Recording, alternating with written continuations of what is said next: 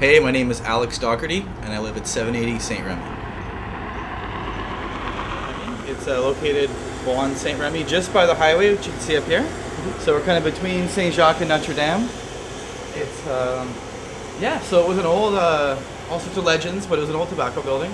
And it was, I think, built in 1912 or 17, but before World War I, or just, long story short, then.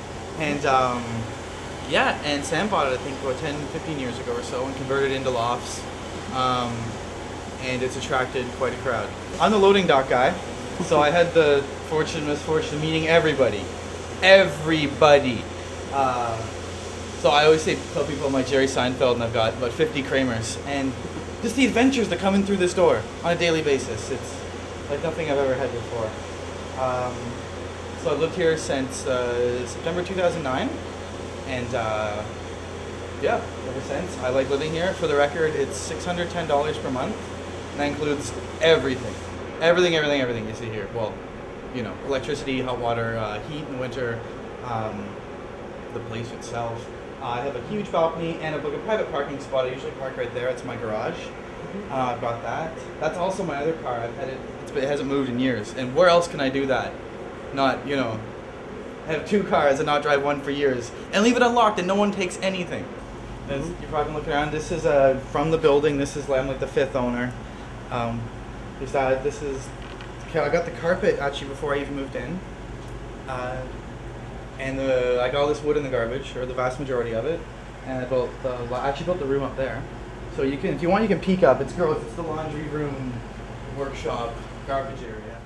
Now, what does 780 mean to this part of St-Henri? Because, I mean, it does have a reputation. People have been talking about it for a long time as a place where artists and people, you know, such as yourself, you know, can actually afford to live here in a nice loft.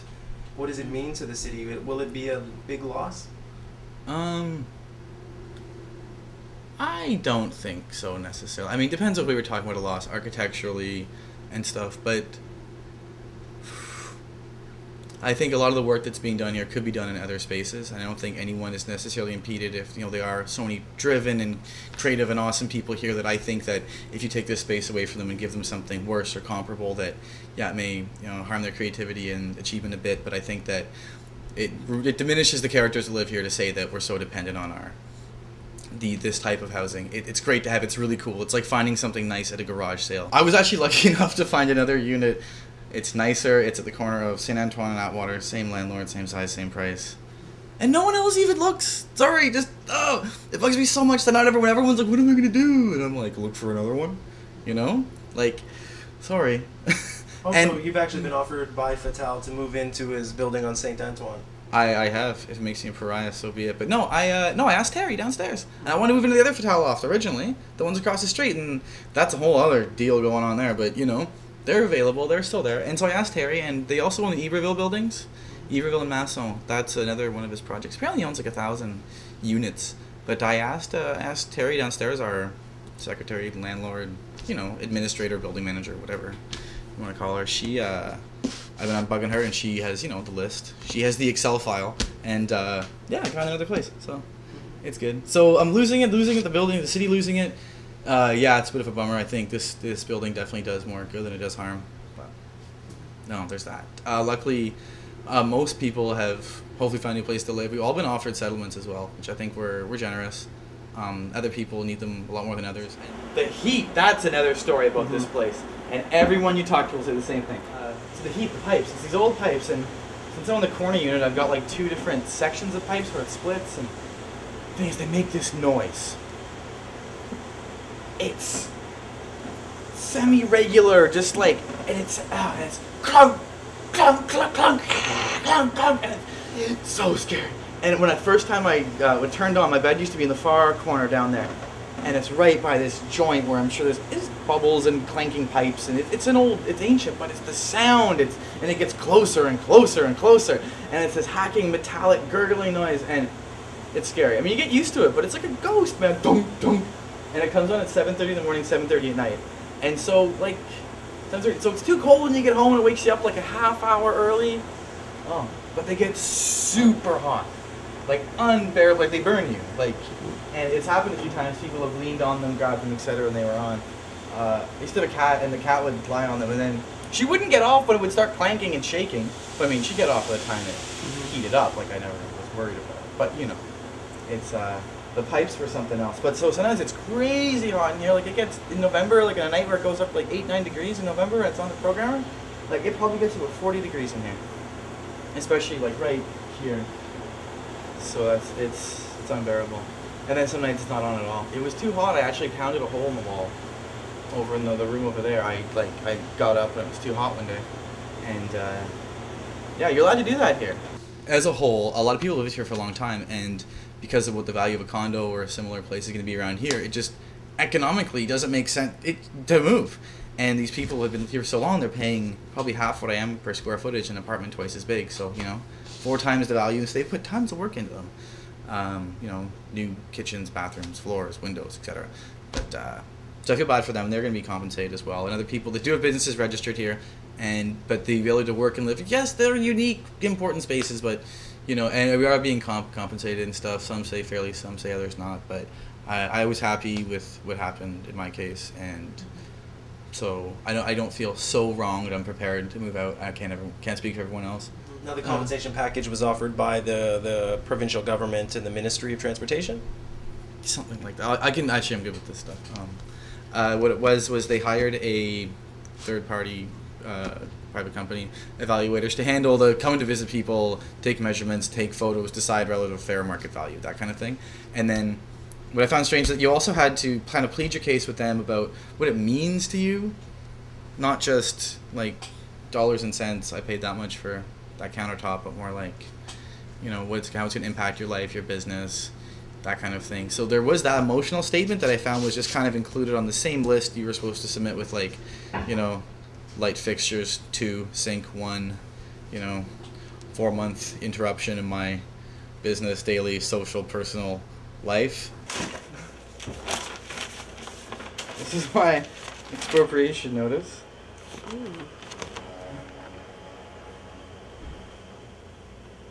So this was all very meaningful to me. I'm glad they included that part of it. I speak French quite well, and I cannot understand this document to save my life. Seriously, okay. L'immeuble ci-après décrit, connu et désigné comme l'État, étant une partie de l'eau blablabla du cadastre de la municipale de la paroisse de Montréal, de la circonscription financière de Montréal, de la ville de Montréal, étant la personne numéro 36, fond servant, situé à l'est de la ligne indiquée par les points de vue numéro 2-3 et gravé d'une servitude de non-accès à l'autoroute Ville-Marie, vent dominant, avec interdiction de pratiquer des ouvertures à travers la dite ligne. Where do I sign? Oh, this is one time I didn't pay rent. They give you these. Some people collect them, you get 10, you get a free month's rent, you know? Now, how about the community groups like Mobilisation Turco, the Citizen Committee? Have they approached you, and what kind of? Actually, I was going to get to all this in a bit, but no, I'm their buddy. I've done a ton of work with them. I was always the young, strapping lad with the large vehicle. I was there to help, and no, I know all those people quite intimately, and I haven't done a ton of stuff with them lately. It's been less active, but no, I've definitely helped out with the community, especially on non-large. Contentious political issues. I tried to stay away from that based on all sorts of things. But when it came down to, you know, helping people move bricks or whatever, I've been there for all sorts of stuff. Now, in your 2-3 years since living in St-Henri, I mean, not just in this area, but I mean, St-Remi is kind of like the edge of St-Henri almost. Now, but like walking around the rest of the neighborhood, like you mentioned the big condo building that they constructed on the corner.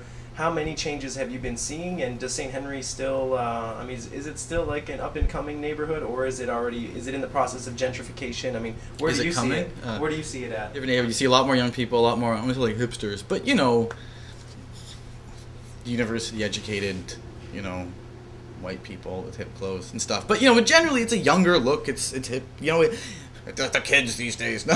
Like, no, definitely a lot more young people. It's cooler to live here. I'm meeting more and more people that are from here that are my age, or my friends are moving to this neighborhood or this general part of the world. So I think it's definitely still up and coming, and I still think until there's still so much old stuff and a lot of abandoned buildings and a lot of unused commercial buildings, especially on the western part of Notre Dame. The first few blocks are actually almost totally unused or unrented, or, you know, not necessarily nice places, but So there's that going on. So I wouldn't say I say it has a long way to go, I think, before it kind of turns into anything. It's the plateau, which they're calling it the new plateau. But just for the look, you know what I mean? It's not there yet. There is a lot of the new condo buildings, especially in the where they've converted industrial, and it is a lot of areas are kind of off the beaten path. They're building onto undeveloped areas. So there's a lot of condos going up. They're tasteful. They're not gigantic. They're typically, you know, brickish 3-story buildings. So there's that. The one at the corner, it's a nice looking building. I'm assuming like architecturally and stuff. It's pretty neat looking. It's sad because it kind of cuts off the corner that frames St-Henri.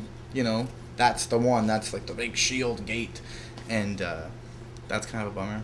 When I first moved in here, the first day I came to sign the lease, I saw the dumpsters right there, and I said, "Oh, the dumpster's right there." He goes, "Yeah, it doesn't stink that bad. It's not a big deal." But I was like, "Oh man, bring it on!" Like, I got my own dumpster. $610 a month, you get your own dumpster. I picked them out of the garbage. Oh, I had them.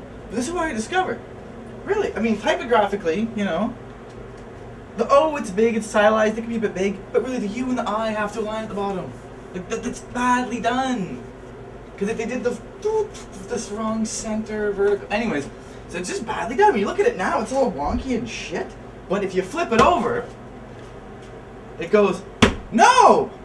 And what about, I know you don't want to, you know, go out and criticize Mr. Fattal, but like, you know, what kind of a landlord is he? I mean, as much as you can share, because I know you're going to be living at the other building. Oh. And what are your general concerns about that other building if you've checked it out or gone inside? Because that's the one that says Musée d'Arsenal. That thing. Oh, I give it with Montreal. Oh, dude, no, I give him props for that. The whole, you know, dude, I think it's hilarious. He's a charismatic, staunch Liberal Party of Canada, Quebec supporter. And, you know, he's scummy landlord. I'm lucky enough that I know how to fix things myself. You know, and if you don't, you're screwed. There's that. So you get what you pay for, and nowhere. I mean, I'm sure somewhere it says they will provide X, this, and that, but you're on your own, really. And so to me, it's like owning a home. You know, I can't blame the bank if my house is a piece of crap. You know, so there's that. So as a landlord, though, they're good on some fronts. They're getting anything fixed, though. Like, you're screwed if you can't do it yourself. Like, you're really in trouble. There's that. Maintenance is bad, well, and especially when it comes to more like hygienic things and stuff. The basement, there's like open sewage and stuff. It's gross. Sewer backs here or there? Here, probably everywhere. My new place is on the ground floor as well, so I can't speak to the basement. But it's really gross and unhygienic. I'm sure it would fail all sorts of tests. But I figure I don't live in the basement, and you choose to live here. So you go down to the basement, it stunk since you moved in. You know it stinks. You know that. So him as a landlord, I wouldn't want to be stuck living here. It'd be the only place I could afford to live or something. He runs it as cheaply as possible. I know he doesn't spend a dime he doesn't have to. Make him a great landlord? No. I mean, his goal is to make money. He's doing a pretty good job of it. Since the expropriation thing came down, like once it's been official documents handed out and everything, like there's been zero maintenance. I mean, light bulbs aren't being changed in the hallway. Nothing's being. It's been mopped like 5 times in 3 years. It's terrible. The front door has always been broken. Back door is kind of broken. Just a lot of stuff's broken. But it's not that. It's part of the charm too. It's the scene, you know. It's what goes with it, and I love and I hate it. But I really wish I did a better job of cleaning, because really they do have someone here who works for them apparently. But I mean, you'd think if they're paying him, he would have to put some daily routine maintenance in. Man, you busted me, you know. Okay, so I used to deliver pizza, and my town used to be called Elmer. Here's a bit of a government again. So this was called Elmer, its own town, incorporated, whatever. Then it became part of the city of Gatineau, and Pauline Malois. No, it was Louise Harrell. Sorry, Pauline. No, it was Louise Harrell that was in charge of all that. And I feel like, yeah, she was really giving it to us for that no thing. And anyway, so this is my hometown, and it's a nice little suburban town. But yo, that was a forest. This was a forest. I grew up here. This was all forest. So everything that was in the house was a forest. It was wicked. Like, you know, it's like, oh, let's walk across the forest to your place. You know, and it's like everyone had a forest between their houses. It's like Lord of the Rings, man. You have to go through a forest to go everywhere, but you're in town. And then this is all full of houses now. It just got wrecked, and you know, that was, I think, a really bummer move by the provincial government. And everyone I've talked to that's from a town like mine, from all over Quebec, les régions, they're like, I'm from one place, but they're like, actually, but it's called Chicoutimi now. And now I feel like I tell everyone I'm from Gatineau, and I'm like, no, I'm not from Gatineau. I'm from Elmer, which is near Ottawa. I'm like, You know, no one knows where Elmer is. It's close to Hull. Remember Hull? Oh, yeah, isn't it part of Gatineau now? Done. So, I moved the staircase recently. So that's the tour of the place.